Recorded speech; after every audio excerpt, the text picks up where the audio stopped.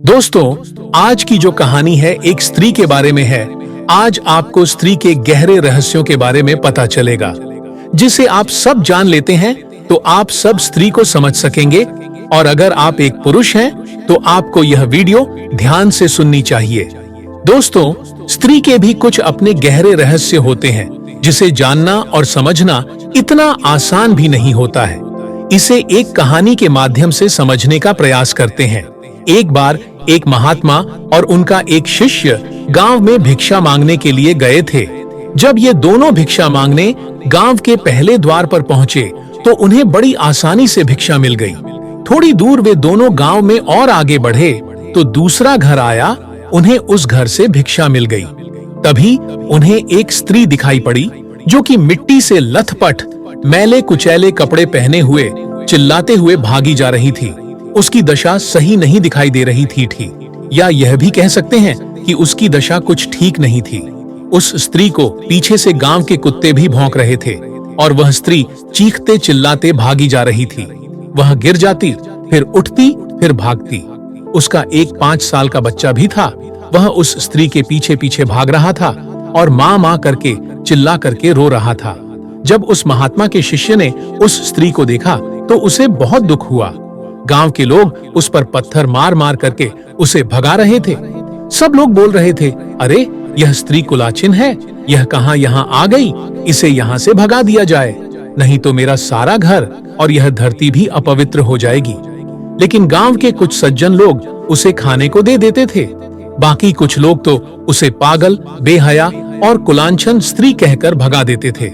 वह स्त्री अपना और अपने बच्चे का पेट भरने के लिए एक गांव से दूसरे गांव, दूसरे गांव से तीसरे गांव घूमती रहती थी। रात में मौका पाकर कुछ बेशर्म और दुष्ट नरक के वासी लोग उसे अपनी काम वासना का शिकार भी बना लेते थे। जिसे जैसा लगा उसने उस स्त्री को वैसे ही लूटा। जब उस शिष्य ने अपने गुरु से पूछा कि गुरुवर, इस स्त्री की ऐसी दशा का जिम्मेदार कौन है? शिष्य ने कहा, गुरुवर, आप तो अंतर्यामी हैं, कृपा करके बताइए कि इस स्त्री की ऐसी दशा किसने की है। शिष्य भी नया था, उसे अभी देश दुनिया के बारे में बहुत कुछ ज्यादा जानकारी नहीं थी। गुरु ने कहा, मेरे प्यारे शिष्य, चलो इस पेड़ की छांव में बैठ जाते हैं, फिर हम सब कुछ तुम्हें विस्तार से बताते हैं। उन महात्मा और उस शिष्य को देख करके गांव के बहुत सारे लोग वहां पर आ गए। वे लोग भी गुरु से निवेदन करने लगे कि गुरुवर, कृपया करके कुछ ज्ञान की बातें हम लोगों को भी बताने का कष्ट करें और अपने ज्ञान से हम लोगों को कृतार्थ करें। महात्मा ने कहा कि आप सबने उस स्त्री को देखा ही होगा। वहां पर उपस्थित सभी लोग कहते हैं कि जी गुरुवर, हमने उस पागल स्त्री को देखा है। वह बहुत ही चरित्रहीन औरत है, उसे कोई शर्म नहीं है। गांव के सभी लोग तरह तरह की बातें उस स्त्री के बारे में कहने लगते हैं। वे महात्मा उन लोगों की बातें बड़े ही ध्यान से सुनते हैं और फिर कहते हैं कि आज हम तुम सबको स्त्री के गहरे रहस्यों के बारे में बताने वाले हैं। तो सब लोग बड़े ही ध्यान से सुनना, और जो पुरुष यहाँ पर मौजूद हैं, उन्हें तो यह सारी बातें जरूर सुननी चाहिए। महात्मा कहते हैं कि पहली बात तो यह है कि स्त्रियां कभी भी अपने मन की बातें जल्दी किसी गैर मर्द से नहीं कहती हैं। वह महात्मा कहते हैं कि यहाँ पर बैठे कुछ पुरुषों की शादी भी हो चुकी होगी और सब लोग अपना गृहस्थ जीवन भी जी रहे होंगे। लेकिन क्या कभी तुम सब अपनी पत्नी के पास जाकर के उसको जानने का प्रयास किया है कि उसकी जरूरत क्या है या उसके अंदर की भावनाएं क्या कह रही हैं? वहां पर बैठे सभी पुरुष एक दूसरे की ओर देखने लगे। फिर वे महात्मा कहते हैं, हम यह जानने का प्रयास ही नहीं करते कि एक स्त्री को चाहिए क्या। पुरुष कुछ अपने घर का नया काम करता है तो अपनी ही मर्जी का करता है। उसे लगता कि वह जो कर रहा है वह सही है। उसमें वह स्त्रियों की बात को सुनने और समझने का प्रयास ही नहीं करता। ऐसे में जब कोई भी पुरुष अपनी पत्नी से बिना कुछ पूछे अपने मन की करता है तो पत्नी को लगता है कि एक तो मैं अपना घर परिवार छोड़ करके, अपने माता पिता को छोड़ करके इसके पास रहने को आई हूँ, और यह है कि मुझे वह मेरी बात ही नहीं सुनता, मुझे समझने का प्रयास भी नहीं करता। महात्मा आगे कहते कि आप सभी जरा विचार करना कि क्या तुम अपने माँ बाप को छोड़ करके किसी और के घर पर रह सकते हो? गांव वालों ने कहा, नहीं गुरुवर, बिल्कुल भी नहीं। तो महात्मा आगे कहते हैं कि जो स्त्री शादी के बाद अपने घर परिवार को छोड़ करके, अपने माता पिता को छोड़ करके तुम्हारे घर पर रहने को आई है, और अगर तुम लोग उसके त्याग का मतलब ही नहीं समझोगे, तुम उसे अपनी वासनाओं का साधन समझते रहोगे, तो फिर इसमें तुम्हारा विनाश तो तय है। बहुत से लोग तो शादी सिर्फ इसलिए करते हैं ताकि उनकी वासना की पूर्ति हो सके। महात्मा कहते हैं कि यह दुनिया की सबसे बड़ी और कड़वी सच्चाई है। अभी किसी पुरुष को यह पता चल जाए कि जिस स्त्री से उसकी शादी होने वाली है वह बाहर से तो स्त्री दिखाई दे रही है, लेकिन वह अंदर से नहीं, तो मुझे नहीं लगता कि कोई पुरुष उस स्त्री से शादी भी करेगा। उस स्त्री से शादी करने को तैयार भी नहीं होगा, क्योंकि उसे पता है कि उसकी काम वासनाओं की पूर्ति उस स्त्री से हो ही नहीं सकती। हर एक स्त्री बहुत डरी और सहमी हुई होती है। उन्हें प्यार की जरूरत होती है। अगर तुम प्यार से उनके पास बैठोगे नहीं, उनकी बात समझने का प्रयास ही नहीं करोगे, तो अपने मन की बात स्त्रियां तुमसे कैसे कहेंगी? पुरुष सोचता है कि औरत हमारी ही बात को सुने। पुरुष कभी उसकी बात सुनने के लिए राजी ही नहीं होता। अब जरा आप सब सोचो कि ऐसे में उस स्त्री पर क्या बीतेगी। एक तो यह है कि वह अपना घर परिवार छोड़कर करके आपके घर रहने को आई है, और आप हैं कि उसकी बात सुनने का प्रयास ही नहीं करते, उसे समझने का प्रयास ही नहीं करते, क्योंकि आपने तो उससे अपनी वासनाओं की पूर्ति के लिए शादी की है। अगर दुनिया का हर एक पुरुष अपनी पत्नी की बात को सुने, या हर कोई व्यक्ति किसी भी स्त्री के दिल की बात ध्यान से सुने, समझे, उसे अच्छे तरीके से जाने, तो स्त्रियों को भी अपनी बात कहने का मौका मिलेगा। फिर वह अपने अंदर की बात आपसे जरूर कहेगी, और जब वो अपने अंदर की बात आपसे कहेंगी, तो ही आप एक स्त्री के मन की बात को समझ सकते हैं। लोग कहते हैं कि स्त्रियों को समझ पाना बहुत ही मुश्किल है। कोई मुश्किल नहीं है, बस आप ध्यान पूर्वक बैठ जाइए, चुप होकर के उसकी बात को सुनने व समझने का प्रयास कीजिए। क्या होगा, ज्यादा से ज्यादा वह 10 से 15 मिनट या 20 से 30 मिनट आपसे बकवास कर लेगी, लेकिन इस बकवास में उस स्त्री के अंदर दबी सारी बातें निकल आएंगी। उस स्त्री का मन हल्का हो जाएगा। स्त्रियां हर एक मर्द को, हर एक पुरुष को अपनी बातें नहीं बताती हैं। वह जिसे अपना समझती है उसे ही अपनी बात कहने का प्रयास करती है। और अगर मैं आपसे पूछूं कि आपका अपना कौन है, तो आप सभी यही कहेंगे कि जो मुझे समझता हो, जो हमारी बात को सुनता हो। एक स्त्री का अपना कौन लगेगा? जो उसकी बात को ध्यानपूर्वक सुनता हो, उसे अच्छे से समझता हो, उससे प्यार से बात करता हो, तभी तो वह स्त्री आपसे अपने मन की बातें बताएगी। तो अगर किसी स्त्री को समझना हो, तो उसके साथ कुछ पल शांतिपूर्वक बिताइए, उसे अपनेपन का एहसास दिलाइए, उसके साथ नरमी से पेश आइए। तब वे महात्मा कहते हैं, जो अभी आप लोगों ने उस स्त्री को जाते हुए देखा, उसकी हालत खराब है। उसका जिम्मेदार कौन है? कहीं ना कहीं उसके परिवार वाले और यह समाज है। महात्मा ने कहा, मित्रों, दूसरी बात जिसकी वजह से कोई स्त्री शांति से जी भी नहीं पाती, वह यह है कि हम उन्हें पिंजरे में कैद करके रखते हैं। गांव वालों ने कहा, गुरुवर, पिंजरे में कैद रहने का तात्पर्य क्या है? फिर महात्मा कहते हैं, अभी जो सामने वह घर दिखाई दे रहा है, उस घर के बाहर जो दरवाजा है, अगर मैं उस दरवाजे पर यह लिख दूं कि इस दरवाजे को खोलना मत, तो लोगों की आकांक्षा बढ़ जाएगी कि ऐसा क्या है उस दरवाजे के अंदर, उस पर ऐसा क्यों लिखा हुआ है कि दरवाजे को खोलना मत। आप ना चाहते हुए भी अपनी नजरें उस दरवाजे पर से नहीं हटा पाएंगे, और आपकी उत्सुकता अधिक बढ़ जाएगी कि ऐसा क्या है उस दरवाजे के अंदर जिस पर लिखा है कि इस दरवाजे को खोलना मत। फिर हर कोई उस दरवाजे को खोलना चाहेगा। ठीक उसी प्रकार अगर हम किसी स्त्री को नजरबंद रखेंगे, उसे अपने घर में ही रखते हैं, उसे बाहर जाने की अनुमति नहीं देंगे, तो चाहे कोई जवान युवती ही क्यों ना हो, अगर हम उसे उतनी आजादी नहीं देंगे, तो वह उस घर से उतना ही भागने का प्रयास करेगी, क्योंकि उसकी उत्सुकता बढ़ जाएगी कि बाहरी समाज में क्या चल रहा है। वह आपके घर में तो रहेगी, लेकिन उसका मन हमेशा बाहर भागता रहेगा। उसकी उत्सुकता बाहर की दुनिया की तरफ ज्यादा ही रहेगी। कहते हैं कि जिस घर में स्त्रियों को आजादी नहीं मिलती है, उनको सिर्फ घर में ही रखा जाता है। बाहर जाने से मना किया जाता है।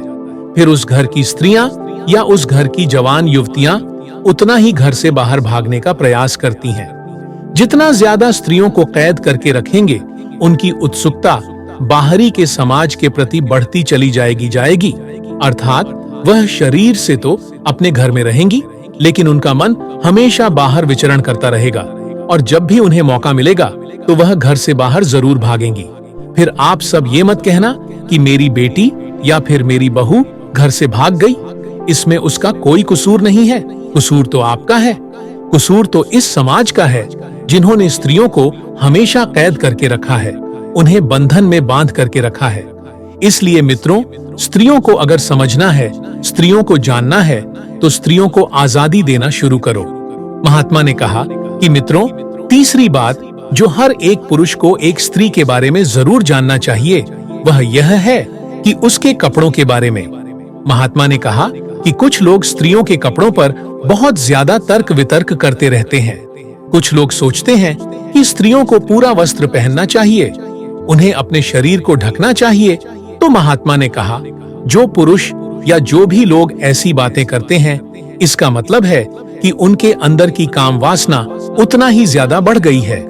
उन्हें डर है कि स्त्री का बदन थोड़ा सा भी दिख गया तो उनके अंदर काम वासना के रूप में बैठा वह शैतान जाग जाएगा, और जब उनकी काम वासना जागेगी तो फिर वह कोई गलत कदम भी उठा सकते हैं। याद रखना मित्रों, ये जितने भी लोग होते हैं जो स्त्रियों के कपड़ों पर या उनकी आजादी पर ज्यादा ही बोलते रहते थे, इसका मतलब यह है कि उनके अंदर की काम वासना रूपी डर अभी दूर नहीं हुआ है। अभी भी वे लोग काम वासना पर विजय नहीं पाए हैं। लोग चिल्लाते हैं कि अरे स्त्री बिना ठीक से कपड़े पहने मंदिर कैसे आ गई, हमारे भगवान तो नाराज हो जाएंगे। भगवान नहीं नाराज होंगे मित्रों। कहते हैं कि भगवान हम सबके माता पिता हैं और हम सब भगवान की संतान हैं। तो एक माता पिता अपने बेटे और बेटी को अपनी गोद में लेकर के खिलाते हैं। भगवान के लिए स्त्री पुरुष सब एक समान है। परमात्मा की नजरों में स्त्री पुरुष का कोई भेद नहीं होता है। परमात्मा या भगवान ने ही इस शरीर का निर्माण किया है, और शरीर का कोई भी अंग खराब नहीं होता है। सभी अंग का अपनी अपनी जगह पर अपना अपना एक अलग उपयोग है। हाथ का काम, नाक का काम, मस्तिष्क का काम, सबका अपना अलग अलग काम होता है। हमारे शरीर के जितने भी अंग हैं, उनका अपनी अपनी जगह पर अलग अलग उपयोग है। पुरुष और स्त्री की जननेंद्रियों का भी अपना एक अलग उपयोग है। ऐसा नहीं है कि जननेंद्रियां होना कोई गुनाह है। अगर हमारे शरीर में जननेंद्रियों का होना गुनाह है, तो जननेंद्रियां इतनी ही खराब चीज होती तो यह प्रकृति, यह परमात्मा उसे बनाता ही नहीं। कहने का मतलब यह है कि जो व्यक्ति जितना ज्यादा स्त्रियों के कपड़ों पर, उन सब पर ज्यादा बातें करता है, उसके अंदर की काम वासना अभी भी जागृत है। जो व्यक्ति काम वासना पर विजय पा लेता है, उसे स्त्रियों के कपड़ों से, उसके जननेंद्रियों से कोई मतलब नहीं रह जाता। यहाँ तक कि नग्न स्त्री भी ऐसे पुरुष के सामने खड़ी दिखाई पड़ जाए तो उसे कुछ भी नहीं होगा। उस स्त्री का आकर्षण उस व्यक्ति के लिए नाम मात्र का भी नहीं रहेगा, क्योंकि उस व्यक्ति ने तो अपनी काम वासना पर विजय पा ली है। उसने तो स्त्री के गहरे रहस्य को जान लिया है, अर्थात उसने स्त्री को पूरी तरह से समझ लिया है। फिर उसे स्त्रियों के जननेंद्रियों से क्या लेना देना। फिर वह स्त्री उस पुरुष के सामने किसी भी रूप में आए, चाहे कपड़े पहनकर आए या फिर नग्न अवस्था में, उसके लिए तो सब एक समान है, क्योंकि वह काम वासना पर विजय पा लेने वाला पुरुष है। लेकिन यह समाज, इस समाज के कुछ प्रपंचित लोग उस जननेंद्रियों को इतना घृणित बना दिए हैं कि लोग हर पल घृणा में ही जीते रहते हैं। वे सब अपनी जननेंद्रियों को बेकार समझने लगते हैं। यही वजह रहती है कि जल्दी कोई पुरुष अपनी काम वासना पर कोई विजय ही नहीं पा सकता।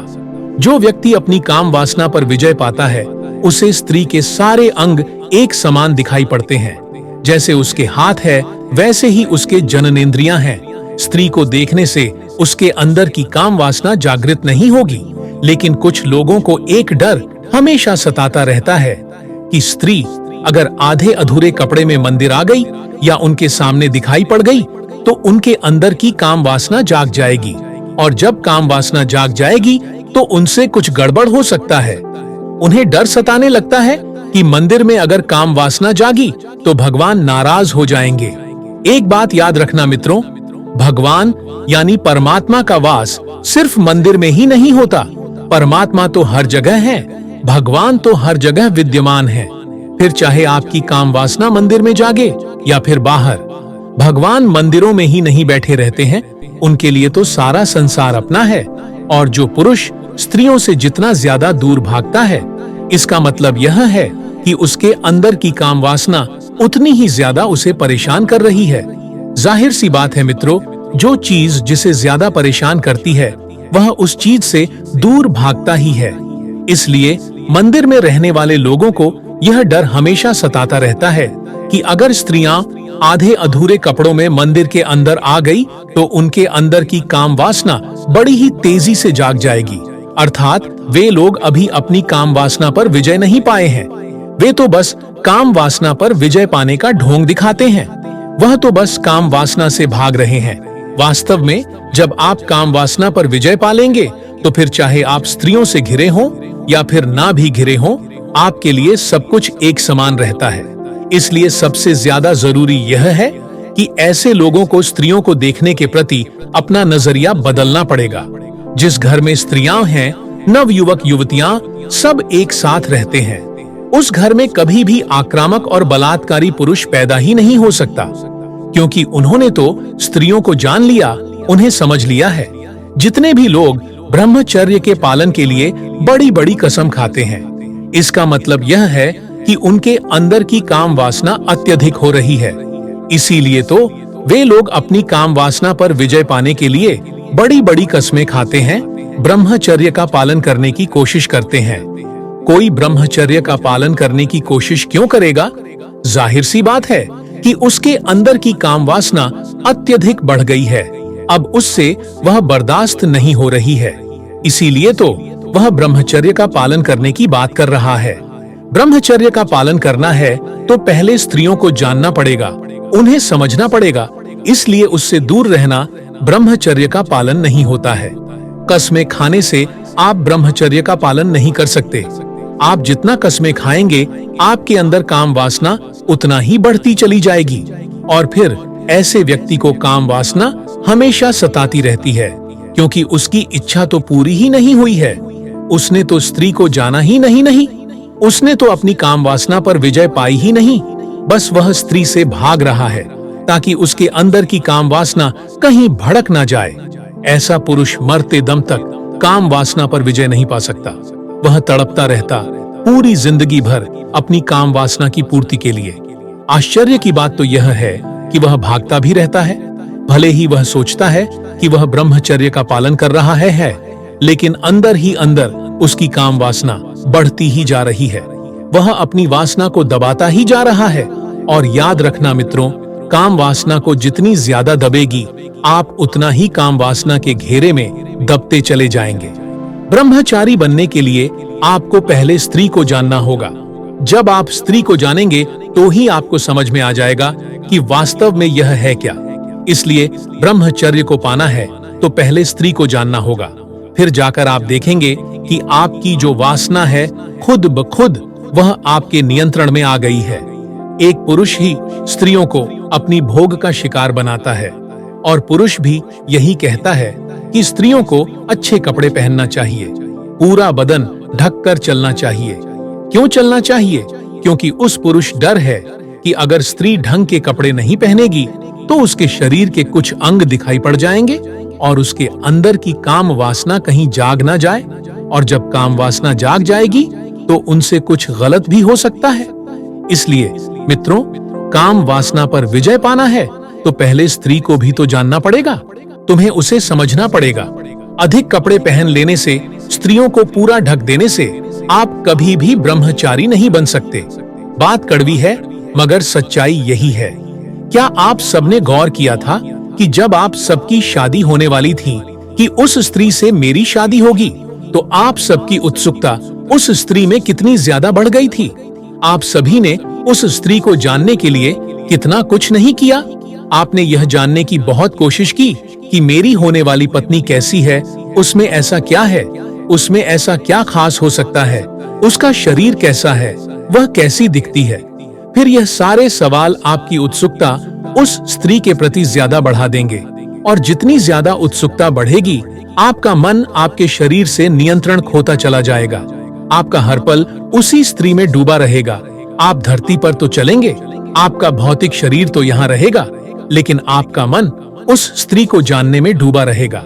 लेकिन मित्रों, कुछ दिनों बाद होता क्या है कि जब आप सबकी शादी हो जाएगी, तो धीरे धीरे आप महसूस करेंगे कि आपकी उत्सुकता उस स्त्री के प्रति अब खत्म हो रही है।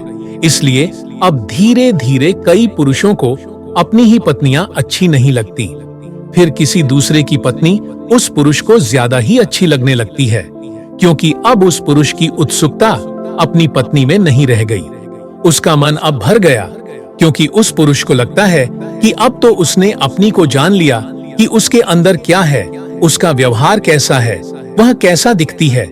लेकिन जिसने पूरे स्वेच्छा भाव से, एकाग्र मन से अपनी पत्नी को जान लिया, या फिर स्त्री को जान लिया, अपनी पत्नी से प्रेम कर लिया, तो उसकी उत्सुकता कभी भी दूसरी स्त्री में नहीं रह जाएगी। उसे समझ में आ गया, जैसे यह स्त्री है, वैसी ही दुनिया की सारी स्त्रियां हैं। लेकिन इसके लिए आपको उसके भौतिक शरीर से नहीं, बल्कि उसकी आत्मा से जुड़ना पड़ेगा। और आत्मा से आप तभी जुड़ पाएंगे जब आपको उसके भौतिक शरीर से बहुत कुछ लेना देना नहीं रहेगा। महात्मा कहते हैं कि मित्रों, चौथी बात जो एक स्त्री के बारे में आप सबको समझ लेनी चाहिए, वह यह है कि कुछ स्त्रियां अपने मासिक धर्म को बहुत ही ज्यादा घृणित समझती है। इसका जिम्मेदार कोई और नहीं, बल्कि यह हमारा समाज ही है, जिसकी वजह से कई स्त्रियां पूजा पाठ में अगर उनके मासिक धर्म आ रहे हैं, तो वे उसे बहुत ही ज्यादा गुनाह और घृणित समझने लगती हैं। वह समझती हैं कि उनके भगवान उनसे नाराज हो जाएंगे, उसके पूजा पाठ का फल अच्छे तरीके से फलित नहीं होगा, क्योंकि उनका मासिक धर्म अभी इस समय आ गया है। जो स्त्री अपने मासिक धर्म को जितना ज्यादा घृणित समझेगी, उसके अंदर बीमारियां उतनी ही ज्यादा उत्पन्न होने वाली है, और इसका जिम्मेदार कहीं ना कहीं यह पुरुष ही है, यह समाज ही है। महात्मा एक बार फिर कहते हैं कि मित्रों, अगर यह मासिक धर्म इतना बुरी चीज होती, तो यह प्रकृति, यह परमात्मा, या फिर बनाने वाला, यह भगवान इस मासिक धर्म जैसी प्रक्रिया को बनाता ही नहीं। जब स्त्रियों में मासिक धर्म आता है, तो उनके शरीर का तापमान बढ़ जाता है। ऐसे में मंदिर में बैठे पुजारी को यह डर सताने लगता है कि अगर ऐसी स्त्री उनके पास आ गई, तो उसके प्रभाव से उनके अंदर की काम वासना जाग जाएगी। इसलिए मित्रों, कई जगह पर स्त्रियों को मंदिर में जाने से रोका जाता है, क्योंकि मंदिर में बैठे पुजारी को यह डर है कि कहीं उसकी वासना जाग ना जाए। अगर पुरुष अपनी पत्नी को इस बारे में नहीं समझाएगा कि जैसे शरीर की सारी प्रक्रियाएं होती हैं, वैसे ही यह भी होती है।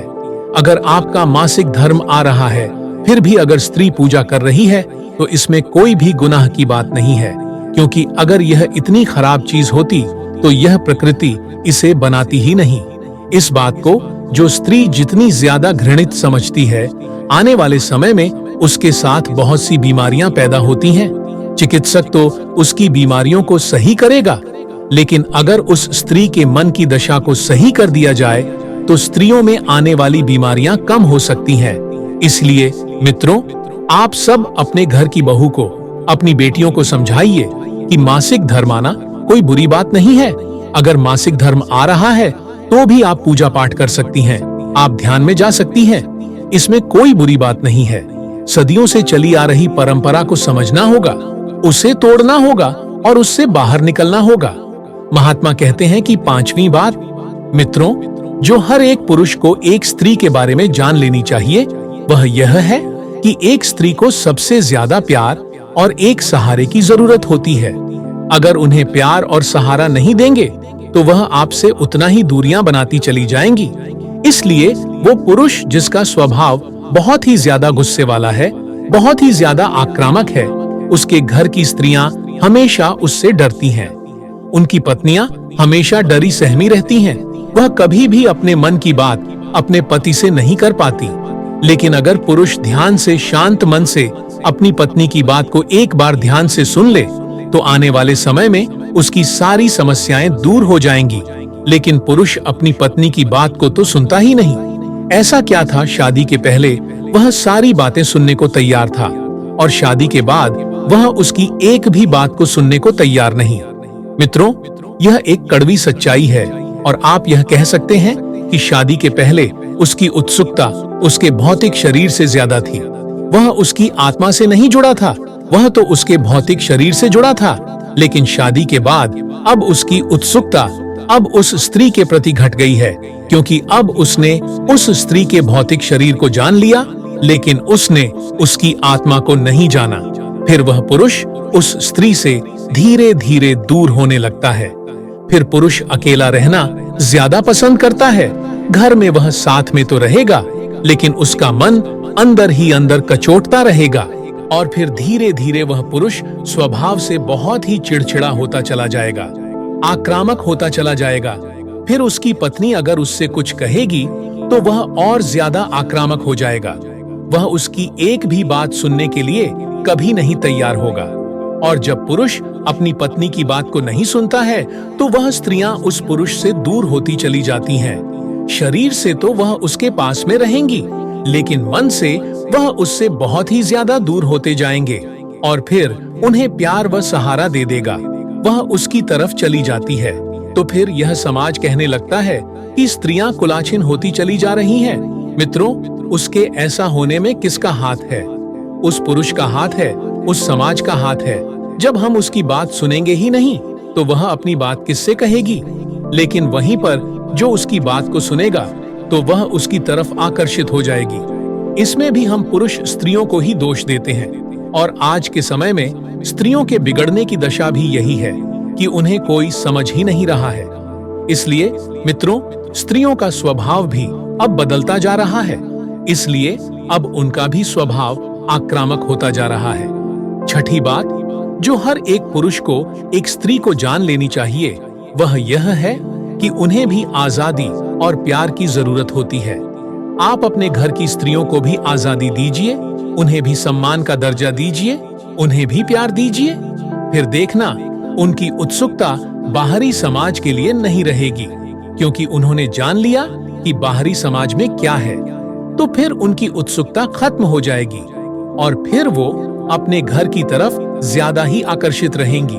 लेकिन उन्होंने बाहरी समाज को जाना ही नहीं, तो उनकी उत्सुकता बार बार उस बाहरी दुनिया की तरफ भागती रहेगी और उनका मन अपने घर में कभी भी नहीं लगेगा, क्योंकि उन्होंने अपने घर के मर्दों को तो जान लिया, लेकिन बाहरी दुनिया के मर्दों को नहीं जाना, यानी बाहरी दुनिया के लोगों को नहीं जाना।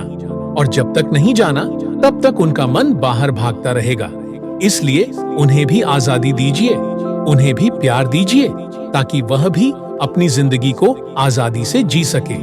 महात्मा कहते हैं कि मित्रों, सातवीं बात जो हर एक पुरुष को एक स्त्री के बारे में जाननी चाहिए। एक स्त्री को उस समय सबसे ज्यादा सहारे की जरूरत होती है, जब वह शादी करके अपने माता पिता को छोड़ करके आपके घर पर आती है, क्योंकि वह अपने माता पिता को छोड़कर आपके घर आई है।